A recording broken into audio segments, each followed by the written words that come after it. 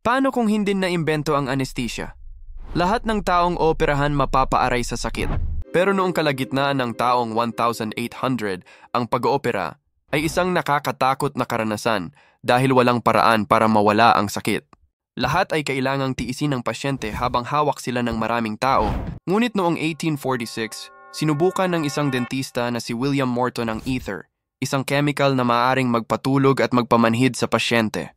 Dinala niya ito sa isang pampublikong operasyon sa Boston, United States. Sinubukan ito sa isang pasyente.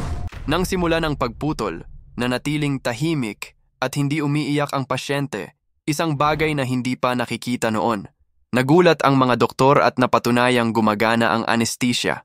Mula sa eksperimento ni Morton at sa pag-aaral ng iba pang siyentipiko, nagsimula ang panahon ng ligtas at walang kirot na operasyon.